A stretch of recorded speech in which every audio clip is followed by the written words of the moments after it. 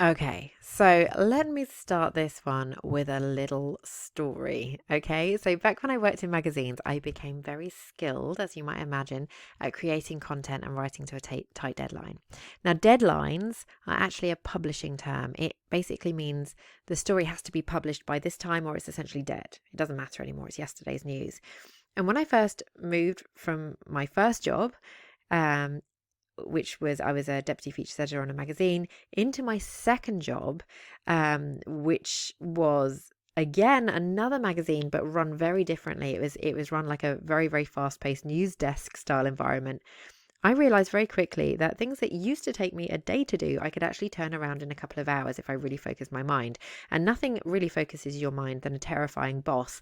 And I remember it was my first week and I was working on a feature and I was thinking it was the first feature I'd written for her. And I was thinking, I've got to get this perfect. And I can remember her peering over her screen and saying, Kate, when is that feature going to be finished? And I can remember saying, well, by the end of the day, thinking she'd be massively impressed at how amazing it was for me to turn this around so fast. And she went, at the end of the day, she said, I want it by lunchtime. And I can remember thinking, oh my goodness. And so suddenly my energy, my focus was really like laser focused. And I actually got it to her in by 11:30 because I was so like mortified to think that I'd got this so wrong. And so what while I know it's not easy for everyone to create content fast, I do also know that when you don't give yourself hard, non negotiable deadlines on things, time becomes elastic and perfectionism sits in. And shared is always better than perfect. So, this is where deciding your own deadlines is really important. How long is acceptable, an acceptable amount of time to spend on a social media post, for example? Now, I'd suggest no more than 20 minutes if you don't want to fall down a rabbit hole. And particularly if it's what we've been talking about, like it's transient content that is not going to be relevant, in a year's time or whatever. It's not evergreen content. How long are you going to spend on a blog post? Well, maybe a couple of hours or half a day, depending on the amount of research required. But that's okay because that's more evergreen content. It's not transient. Transient is probably going to serve you for longer. So,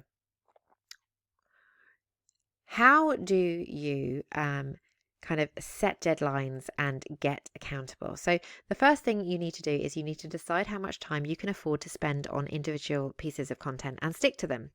Um, if you find it hard to stay accountable for yourself, create an accountability group with other people trying to do similar things. So you can set up a messenger group or a WhatsApp group, have weekly check-ins and keep each other accountable and moving through the procrastination.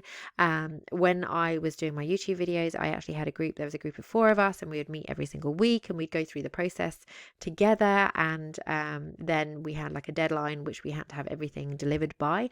And that I found that brilliant for focusing attention, particularly for somebody who likes a challenge. I also use launching as a deadline because there's nothing like knowing that you've told everyone that you're going to be creating a course or opening the doors to something or running a challenge to get you really focused on creating what needs to be created so you can keep those promises and make them happy.